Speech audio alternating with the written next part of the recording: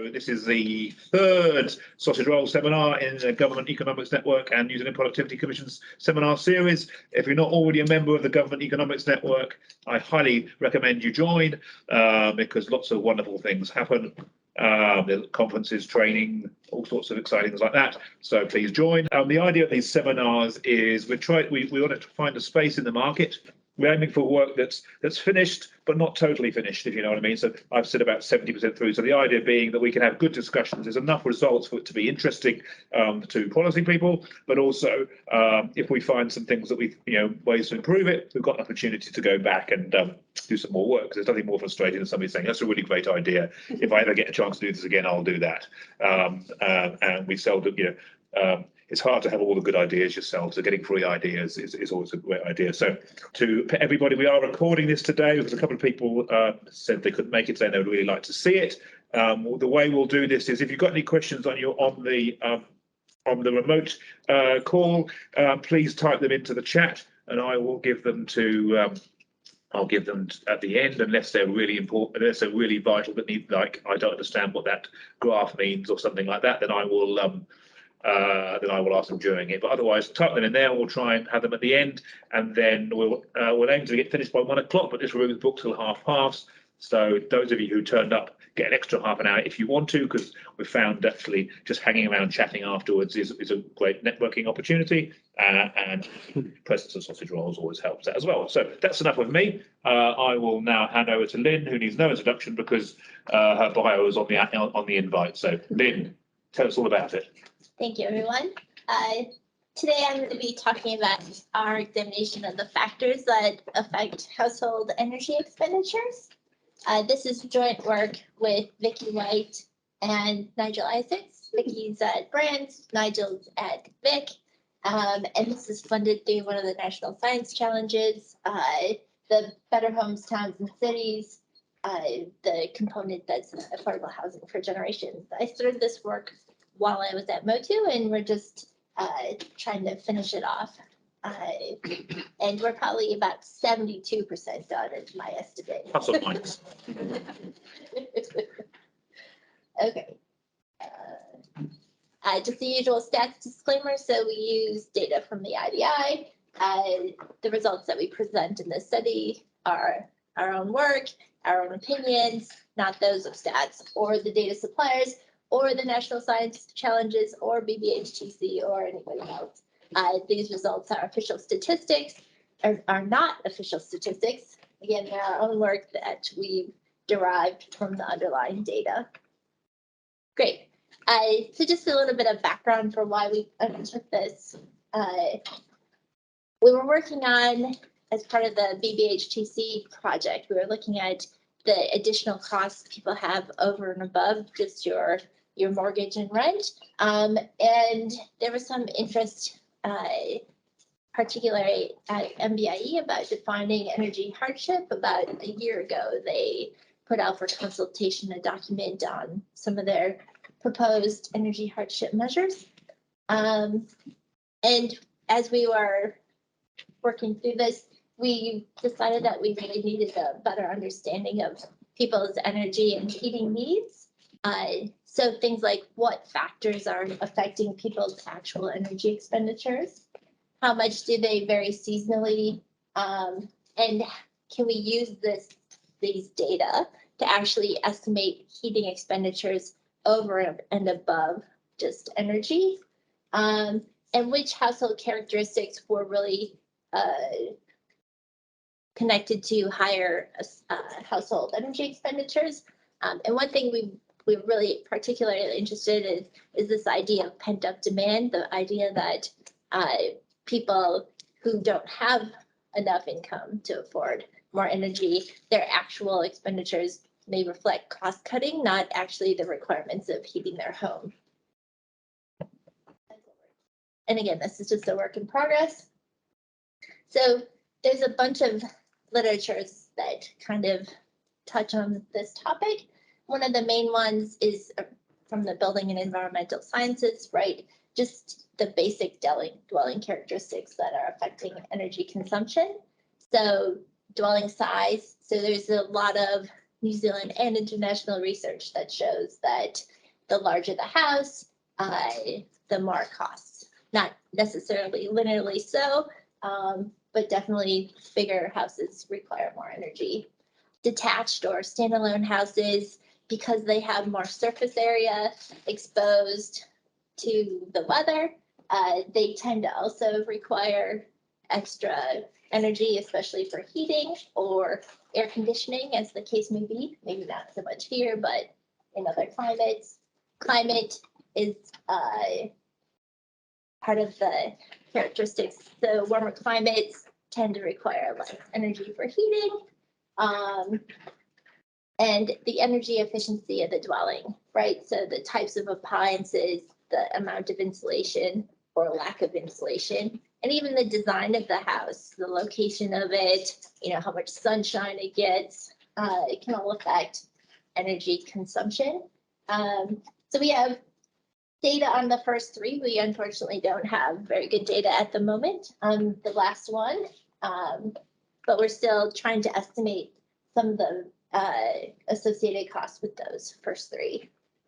So for household characteristics, income, of course, is a key one. As you increase your income, we would expect your energy expenditures to also increase. Now, this may not necessarily be true if as people's incomes increase sufficiently high to buy better dwellings with more insulation, better appliances. So more energy efficient appliances tend to cost more, so less affordable for lower income households. So income is one of those tricky variables, but we'll show you what we find with that. Household size and composition. Generally, the literature shows that the more people living in a house, just the more energy they consume. And housing tenure. So because people in a rental property have less control over the dwelling, and often the appliances, right, they're pretty much locked in. And usually because renters pay the energy bills, but the owners supply the appliances, right, there's a disconnect. Usually rentals have less energy efficient appliances. And so renting can play a role compared to owner occupied dwellings. And just behaviors and energy literacy. So there's a financial literacy literature that actually looks at how low financial literacy is more problematic typically for lower income households. And that's a pretty mature literature at this stage, but the energy literacy literature is just about how much people know about reducing their energy consumption, and if that knowledge actually plays through to reducing people's energy consumption.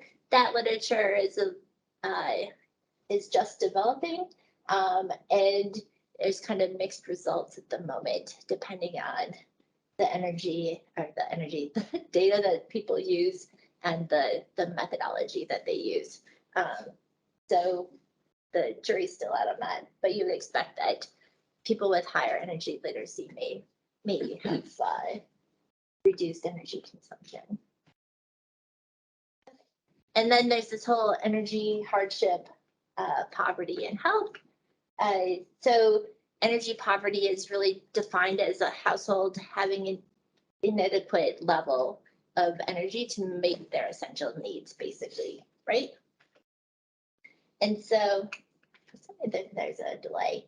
This is typically thought of as being related to people having low incomes, but it's also related to some of those other characteristics that we talked about previously, some of the things that people may have less control over. And even living in a more rural area, you may have fewer options, right? So you may necessarily also still have higher cost energy just because you don't have the different supply options that you might have in a more densely populated area. And a lot of this is related to the idea that you need capital expenditures oftentimes to improve the energy efficiency of the dwelling. And so just giving people more income or a small amount of more income may not be sufficient to actually improve their situation. Whereas in general, with poverty more generally, giving them more income has a better chance of lifting them out. So the energy poverty measures that were originally developed typically look at the percentage of your income that's required to meet those necessary energy needs, right? And not based on actual expenditure. But over time, because very few people have access to the energy requirements of a dwelling, a lot of people have relied on actual expenditure. But Grimes et al. Found that one of the problems with this is that households that had energy savings from improved insulation and improved heating, whereas they thought they would find lower energy bills, they actually found that people still spent the same, but the temperatures in their buildings were, in their rooms were warmer, right?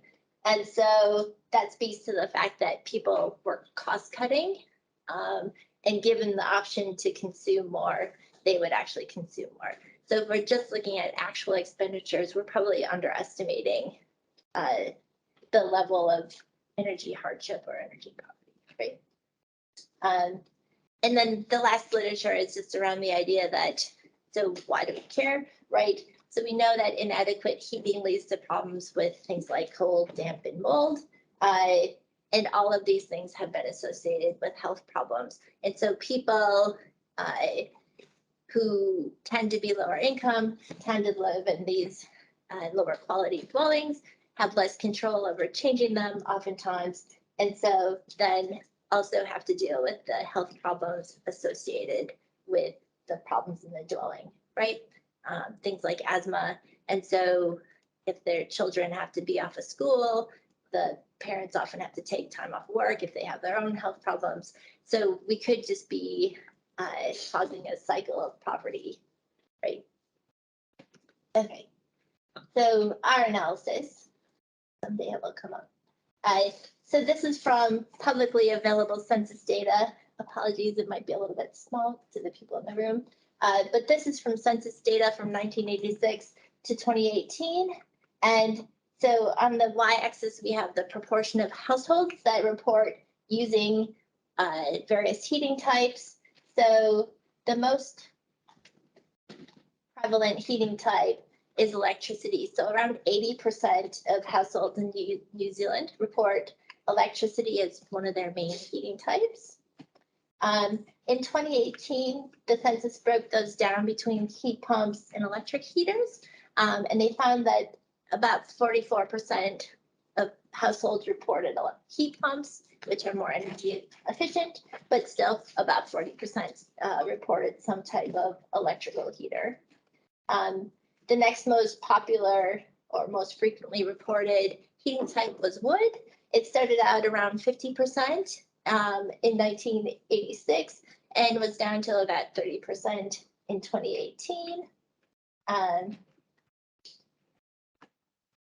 And bottled gas is that dark green line. So originally the census asked just about gas. In 1996, they split it out between bottled gas and this other mains gas. But you can see that bottled gas use kind of peaked around 30% and then declined so that it's about 5% in 2018. Bottled gases tend to be thought of as a more expensive way to heat, though it's more of a fixed cost for people, especially on low incomes. It's easier for them to control the amount of or the cost of their heating compared to just running the electricity or other sources. And then we have about 3 to 4% of the population pretty consistently reporting no heating at all. Okay. And then because of this issue between owner-occupied and rentals, so there in 2018, stats also reported from the census these different types of heating by housing tenure. And so we have about 36% of all households as renters in this data set, and about 65% are owners. So what we want to do is compare these proportions to see are some heating types disproportionately used by renters or owners. And basically, so what we want to look at is if we see a blue area above that white line, it means that it's disproportionately used by owners compared to renters. And what we see is that heat pumps, fixed gas heaters, wood burners, and humidifiers are all typically used more prevalently by owner occupiers. And these are also sort of cheaper heating types, which indicates that, yes, it might be that renters are disproportionately using some of these more expensive heating types, or heating at all. So if we look at electric heaters and portable gas heaters, those are right about the line. So we think that they're pretty evenly distributed. And then for those not using any heating, about 71% of those are renters. So while this is still only 3 to 4%, right, of the reported use or reported number of households, it's still predominantly renters that are saying that they don't heat. Okay, that's just to give a little background. Now we'll dive into our analysis. So we use the HES expenditure data from the IDI, and the expenditure component of HES is only conducted every 3 years. So we use the time period 2006-7 to 2018-19. So we have 5 survey years during that time period that we combine together. The HES survey runs from July to June, which is why the years are often referred to over two calendar years, so the 06-07. That's how we continue to refer to them. HES also has what they call a power module, which actually captures household fuel expenditures in a survey format. So people are asked to provide the expenditures from their last bill, right? So in the data set that we have, the last bill is then annualized, but we also know what frequency the reporting is at. So most people are billed monthly. So most of the bills represent the previous month from the interview month. And that's what we're really going to use to kind of try to disentangle the overall energy cost from the heating component. And so they have a whole host of different energy types that we combine together to use. There's about 3% of households that didn't have any household energy expenditures, despite having other expenditures reported. Since we don't know if these are missing or they don't use heating, we exclude them from the analysis. And that's done by other people that we saw as well. So we might want to do an analysis just to see if that changes the results. But at the moment, we exclude them. And so just to give you an idea of the seasonality that we see, so this is average annual energy expenditures by interview month for each of the survey years. And so what we can see is that in those winter months, we definitely see higher energy expenditures, right, than we see in the summer months. And we see that from year to year. What we also see is that we don't really see too much variation across the years. We see that one peak in 15-16, but generally we see a pretty similar pattern. So we're just going to do a basic generalized linear model for our regression analysis. So where we're going to have our dependent variable is total energy expenditures, and then we're going to control for the time characteristics, so the interview year and the interview month. The year gives us controls for potentially a worse winter or a better summer, higher prices. So all of that's going to be in that variable. And then the interview months will give us some of that seasonality that we're looking for. We also use different dwelling characteristics as our other independent variables. So we use the idea of a standalone home versus attached homes. We have the number of rooms. We also used the number of people, but we couldn't use them both together because they're too much collinearity. So we used the number of rooms just because it had a better, seemed to explain things better than the number of people in the household. We also have a dummy for the Auckland region, more as a proxy for climate. So we also checked Auckland and Northland. There's not much difference, partly because there's so few observations in Northland compared to Auckland. And so we control for the climate that way. Again, we did a couple of different tests of how to do that, but just isolating Auckland seemed to be the best. And then for household characteristics, we include housing tenure, so private rentals, public rentals, and owner occupied. We control for income, and I put in we control for housing costs.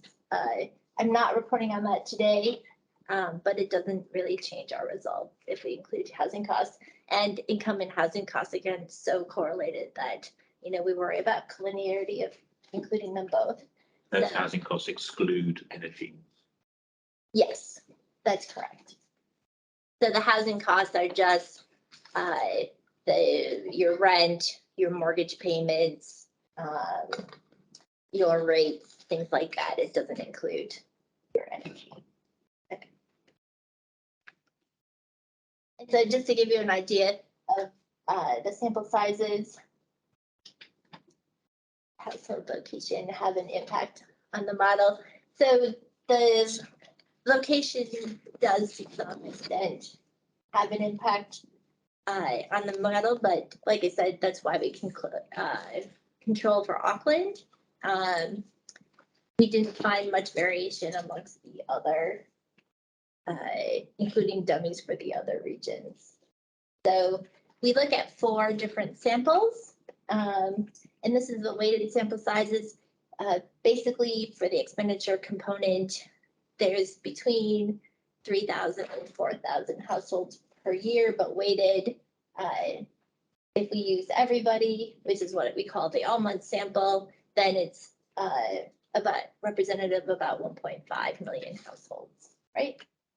So we take a subset of just those people interviewed in colder months, and we define colder months as June to November because we found that in the all-month sample, they had statistically larger expenditures than the other months compared to December. So those are what we call our cold months. It also gives us about half of the sample, which was nice, because again, as we get smaller and smaller, we start losing significance just because we don't have enough N to estimate over. We take another sample, just low income. So in the survey year, we look at just the bottom 60% based on household income. That gives us, gets rid of some of those outliers income-wise and often dwelling size-wise, and allows us to really focus on, 1, the people who are most likely to be experiencing energy hardship, and 2, it just gives us more similarity amongst the households to see what we can see. For a similar reason, we also look at what I call the small dwelling sample, which is basically dwellings that have 8 or fewer rooms. There weren't that many households that had 9 or more rooms. And so that's one way to truncate the sample and just look at what happens if you're looking at a more similar population. Okay. And so just some basic summary statistics. So basically our all months and cold month samples are very similar. The only way they really differ is between the energy expenditures, which is kind of what we were hoping for. I don't have the standard deviations here yet, so we haven't calculated the statistical significance, but at least on average, colder months have higher energy expenditures than the warm months for the all month sample. If we compare the all months and the low income samples, what we see is that the low income sample is less likely to have a standalone home, more likely to be in rentals, particularly public rentals, less likely to be in owner occupied dwellings. And just generally, all of those dollar measures are on average lower, so lower energy expenditures, lower housing costs, and lower total expenditure and total income of the household. And then if we compare to that small dwelling sample, right, it's pretty similar to the all month sample, but again, some of the expenditure and income variables are slightly smaller. So the low income and the small dwellings are somewhere in between the all month sample. So just looking at the rooms in the dwelling, because we know that there's likely to be an association between low income and not. What we find is that the all months and cold months samples have basically the same number of dwellings, so the same number of rooms in the dwellings for those households.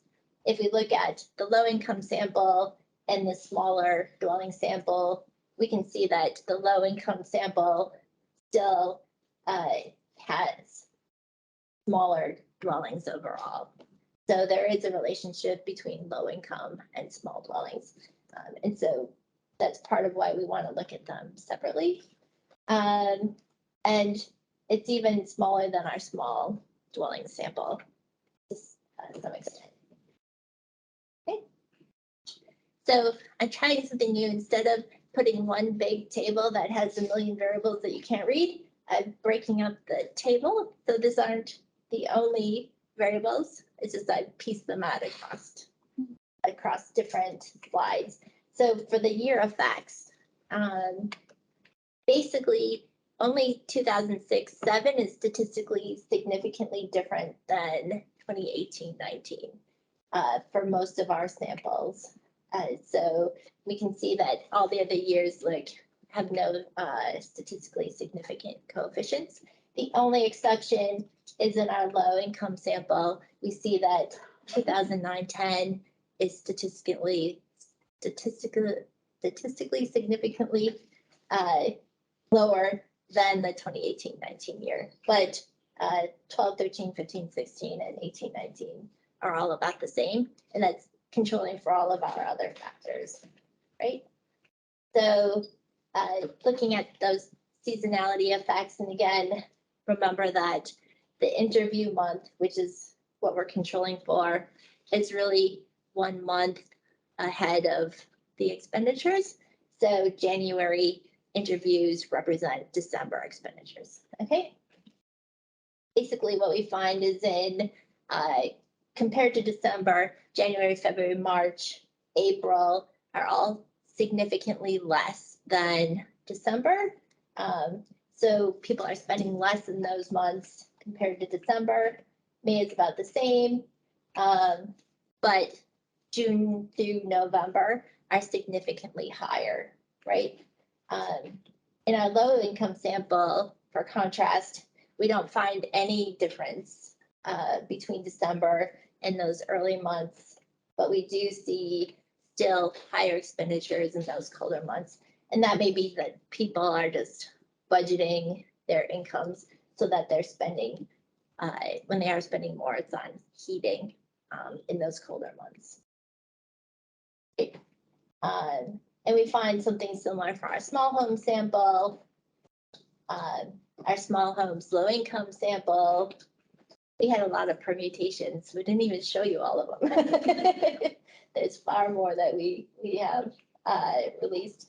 But the overall theme is that July, August and September are always significantly higher than December. So if we're doing some of these energy hardship measures and we're basing it off of these months, you're going to get really high expenditures. If you're basing it off of some of the other months, you're going to get really low expenditures. So we need to control for those things. So to make it a little bit easier to see the pattern, we've graphed the coefficients. So for the all months, so in June, July, and August, they're about $600 more annually than December interviewees, right? And in those early months, it's about $100 to $200 less than December interviewees. So we look at the cold month sample, we have it relative to November because we don't have December in the sample. But if we adjust it for December using basically this coefficient, right, we shift it up and we see that this sample has a very similar pattern to what we see in the all month sample. So from this, we don't get very different results, right? So now if we look at the dwelling and household characteristics, if we look at the number of rooms, what we see is that 1 to 2 bedroom homes spend significantly less than homes that have 9 or more bedrooms, about $1,400 less.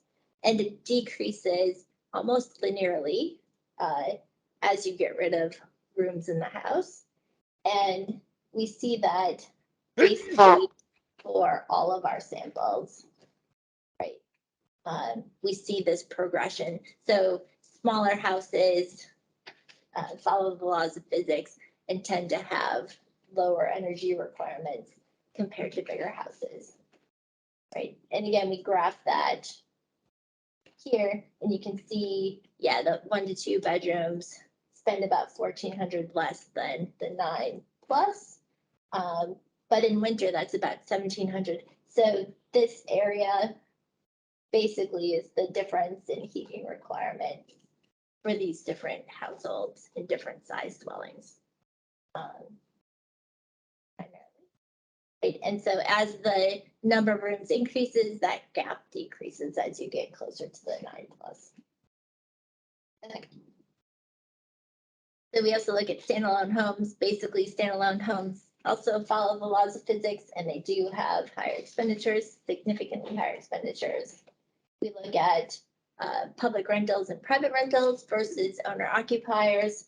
So, and what we find basically is that in all of our samples, public rentals spend more, all else equal, than owner occupiers. Whereas people in private rentals, that coefficient generally isn't significantly statistically significant. I think I must have gone to your dentist this morning.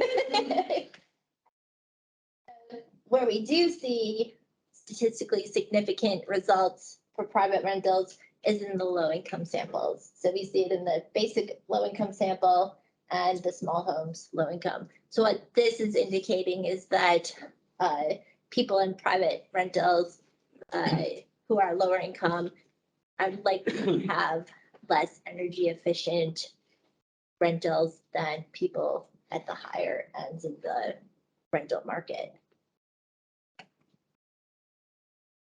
And so we see Auckland spending less, of course, because significantly less than the other regions. And we see, and this is particularly true in those colder months. So being in a warmer region helps generally, but especially in those colder months. So someday the computer will catch up. And then finally, we had household income, or at least the log of it. And so what we see is that we have that positive coefficient, which means that as income increases, expenditure increases. But we see that it's even larger in those colder months. So wealthier households are spending more in the colder months than they are in those warmer months, right? Low income households spend less. So even though we have this relationship between income and expenditure, it's not linear. So lower incomes, as you increase their income by the same amount, they don't spend quite as much as the whole sample. Okay. And so some of our key results, so one of the main things that we found is, yes, in this type of survey, we can measure the seasonality of energy expenditures, and that does give us some idea of how much people are having to spend for heating, right? Energy expenditures seem to indicate that the dwellings follow the laws of physics, right? So standalone homes cost more, smaller homes cost less, and homes in warmer regions spend less, right? And here's just a graph of annual energy expenditures for Auckland, which is the blue line, and Canterbury, which is the red line. And so, yes, in the colder months, Canterbury spends more on average, but in the warmer months, they're pretty much the same, right? And so again, if you're using these measures, you might want to control not just for the timing, but for the location. And so as income increases, so do energy expenditures, right? More so in colder months, which means that those wealthier households are able to afford more. And the low income sample had some definite differences. So that coefficient on the household income was about half of what it was compared to the all-month sample. But they had no significant difference in those early months. So income makes a difference, and pooling everybody together may be efficient, but it may not give you the right results. And so if we just look at the key results from our rentals, for the private rentals, we saw that the energy expenditures weren't significantly different in most of the cases, except for that low income sample. Though for our public rentals, we did see positive and significant differences. So controlling for everything else, people in public rentals are paying more for their energy. We thought long and hard about why this may be the case. And some of the potential reasons that we thought about were related to its coming. Owner occupiers could practice different energy saving behaviors. We don't have information on that. We did take a look at the financial literacy and energy literacy literature, but as far as I can tell, the evidence is still pretty limited on that front. So we don't have good information. That might be one explanation. Talking to other people, there was the thought that potentially lower housing costs could allow these households to spend more on energy. But when we add housing costs to the regression, we find that it doesn't change the result, which means that all else equal, people in public rentals are still spending more, right? Even when you control for housing costs. So it doesn't seem, at least that doesn't seem to be the whole reason. It could be partially the reason. So the last reason, which some people may not be happy about, is these dwellings may just be less energy efficient, right? So these public housing. We don't have measures of energy efficiency in the data, but we do have some self-reported quality of the dwelling. And so we do find that people reporting having problems keeping their house warm are much more likely to be in public rentals compared to either private rentals or owner-occupied. So same with problems with damp or mold. People in public rental are much more likely to report problems, either minor or major. Feeling cold to keep costs down, also more frequently reported by public rentals than some of the other housing tenure types and the inability to pay their utility bills due to costs, right? Much more likely in public rentals. This is in the last 12 months. And so once only is smaller actually than more than once. So these people are just 1 month forgetting, or not forgetting, 1 month not being able to pay, but more than once not being able to pay. So there does seem to be some idea that housing quality may be part of the problem. Could it be due to the number of people in the dwellings? It is possible, though. Trying to remember, we did so many different iterations. I believe that even when we put in the number of people instead of the number of rooms, we still had the same result. So that didn't seem to be People per room. That might be a way to get around your quality housing problem. Yes, I think we thought about that, and I'm trying to think. Yes, I think we did do it, and it didn't change it. I have to go back and look.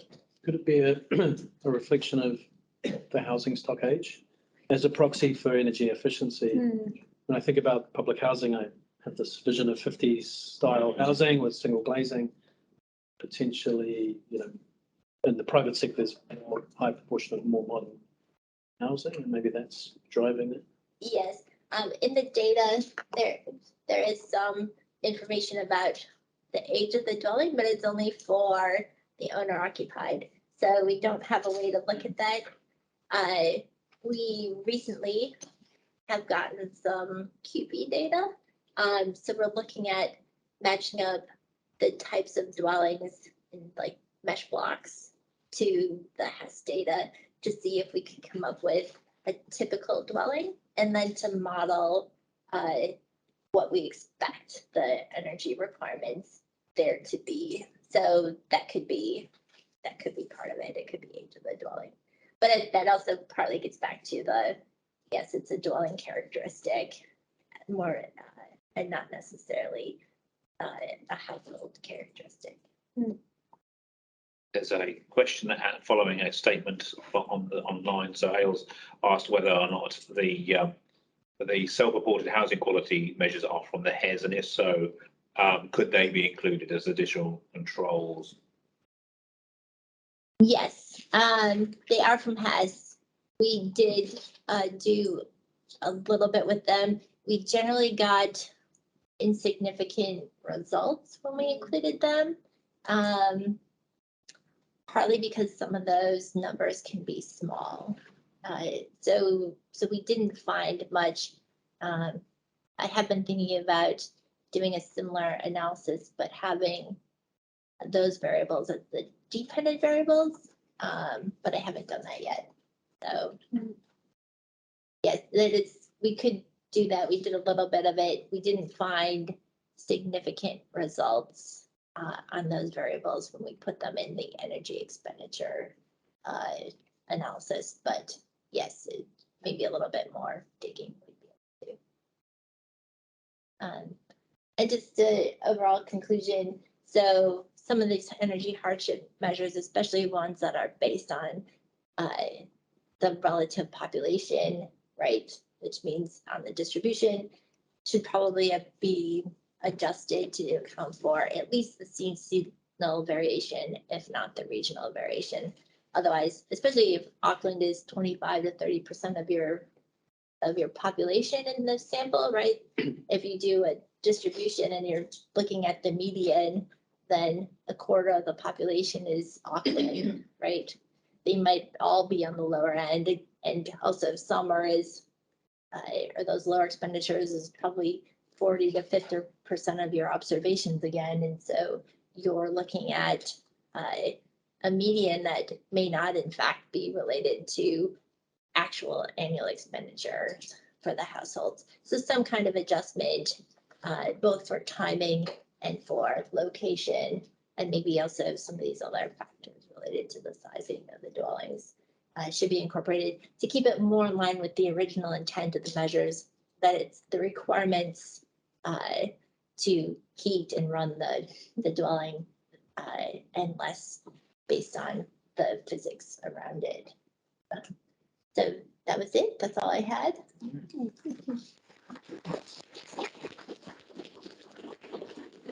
Any further questions? I've got a couple if that's okay. Yeah. So the first one's just a simple like definitional thing. When you say low income, what are you talking about there? Is that total household income? Is that equivalized? Is that? Yeah, Well, that was just total household. Okay, cool. Because yeah, that's something that was interesting when I saw the differences between like the what was it? It was the low income and I think the larger houses one. And then I sort of was thinking about some of the flats and stuff that I've lived in or I've known that had a lot of people and therefore had quite a high income, even though each of the individuals wasn't earning too much. So that was something where I was curious to see if you'd looked at equivalized there. And the other one was, I was just wondering, have you done any splitting using Hess household characteristics between households that contain children or older people with just adults, just to see if people are perhaps choosing to or feeling or needing to spend more money on heating where they've got those vulnerable people who need a bit more heat in winter? Yes, reading the literature, I realized we maybe should have done a few more analyses to put those in. We haven't done that yet. We were trying to keep it simple again, just because Hess is so small. Like I said, you get a couple of these splits. Even in some of the samples where we're using like cold months and low income, right? We start losing significance on some of those variables pretty quickly. Yeah. So we're trying to keep it simple, but yes, we could throw in a couple of household composition, or if they have a retiree. Yeah. Like, I mean, it would probably just be a binary would be what I would look at based on the, what's the thing, like 21 degrees versus 18 degree requirements that they've got. So yeah, that'd be really interesting if anything comes of that. But yeah, thank you. Very cool. Are there estimates of energy intensity requirements for vulnerable people like that? Because you could do a kind of household equivalent in order to reduce the numbers of dimensions. You could have a household, because basically what you're trying to do is say what's the demand for it and how it's driven by these things, and that might help. I did some estimates the first heat, and Vicky, who couldn't be here today, is running the second heat, so they might have some data based on that. So we can use the older heap, which is getting a little bit out of date.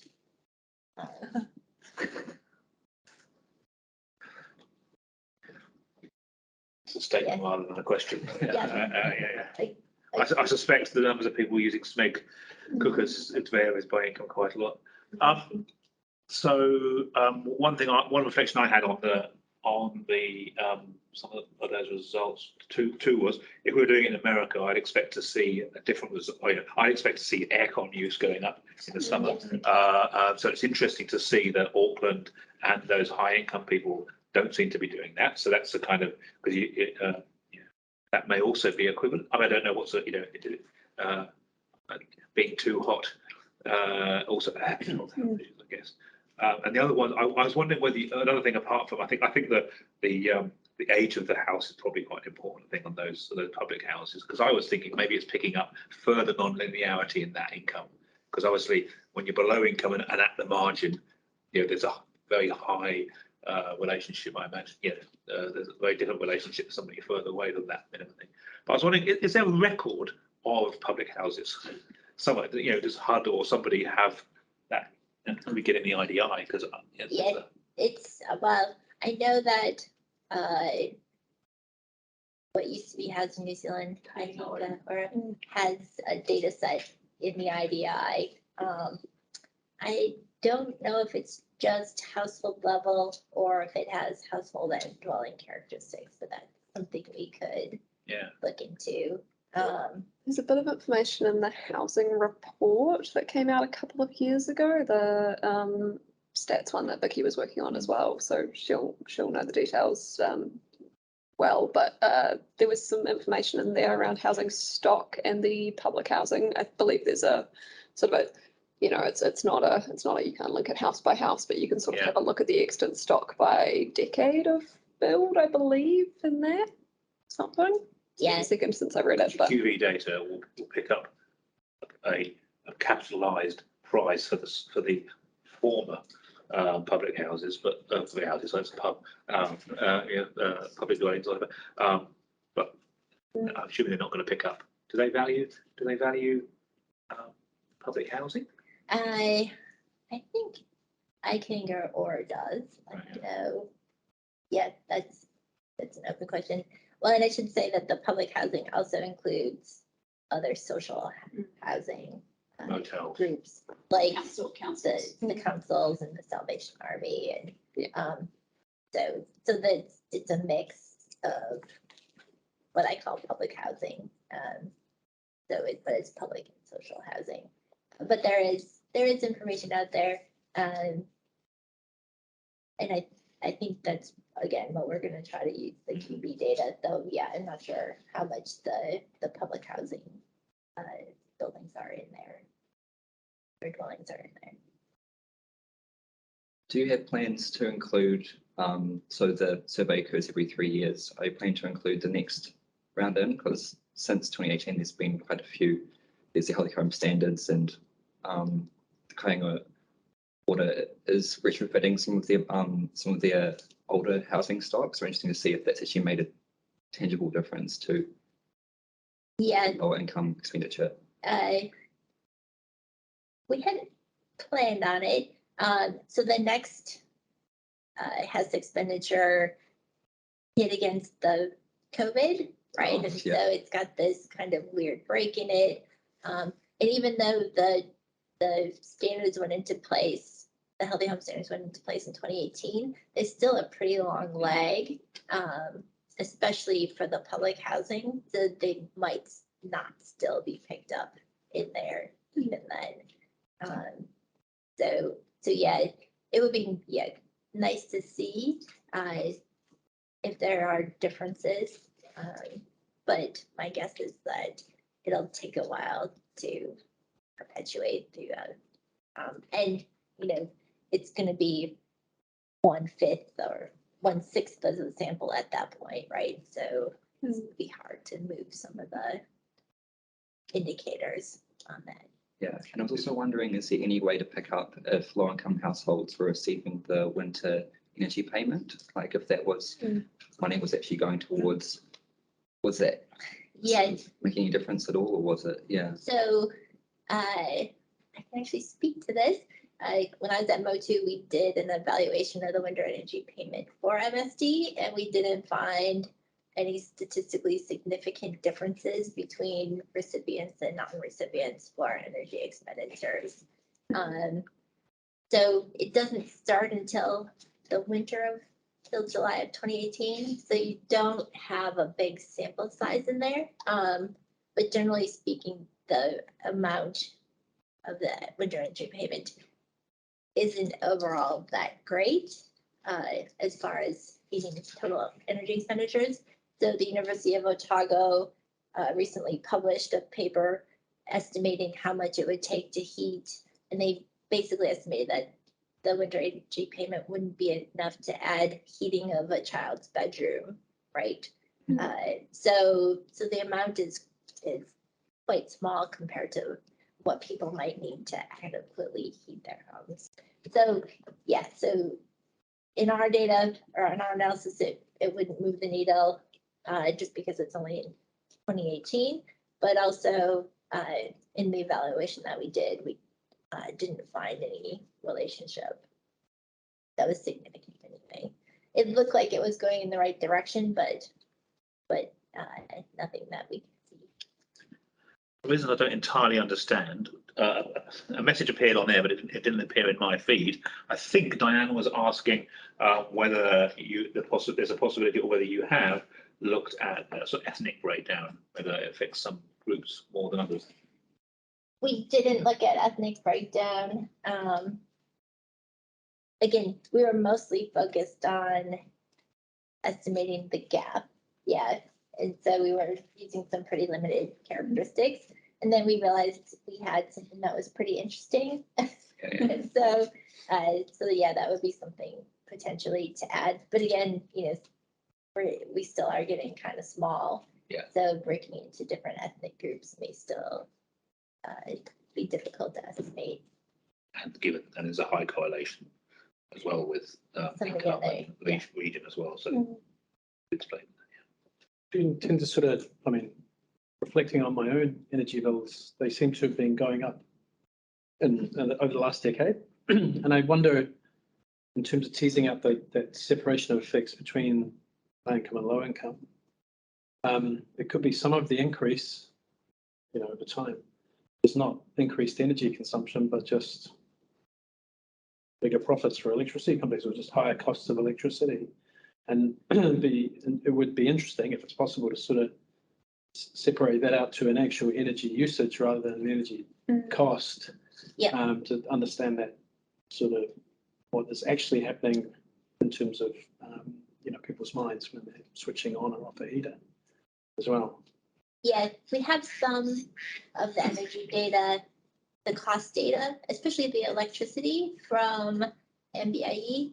So we had thought about doing that type of analysis. The problem is we don't necessarily have really good data on some of the prices of the other heating types, right? And especially not regionally. But we did, in the paper, we do have some graphs of the prices. And yes, over that time period, there is some increase. But it looks like a lot of that is due to the lines charges and not necessarily the actually the per unit price. And I was curious to ask, I was curious about how you factored in those other energy sources, because you used the last bill and then annualized it. I think back to the days when I had a wood burner and that was how I heated my house. I didn't get a firewood bill every month. I might have ordered a whole heap of firewood in April or something.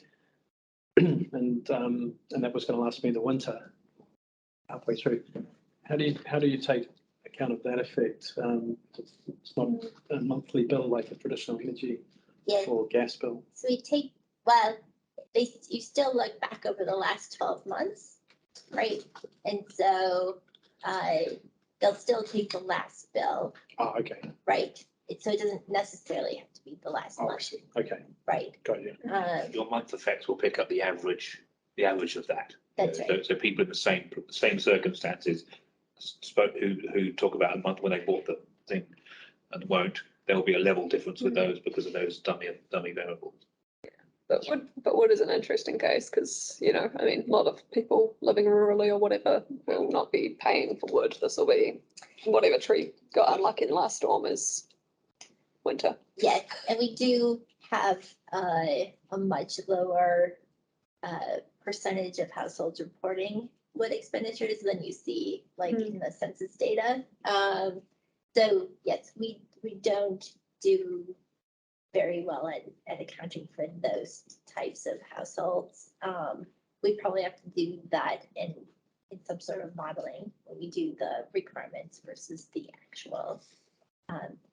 But yes, if they have zero expenditure, then it's okay. Some of them very warm indeed. Yes. And generally, some of them buy the water out of season too. They might do the summer for the coming winter. That's what they need those 9+ rooms for. Sorry? They need those 9+ rooms for. Yeah, one more room for the wood. wood stock. Yeah, but we did just recently talk about looking at the months where we see people reporting wood expenditures and seeing, does it cluster in a specific month? Do people tend to buy it? And then maybe look in that month at the proportion of households reporting wood rather than. So yeah, it's those kind of intermittent expenditures are much more difficult to get at.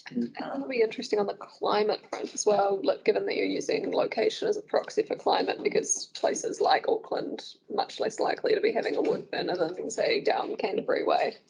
Yeah, Yeah, yes, so some of our regional dummies could soak that up, I think.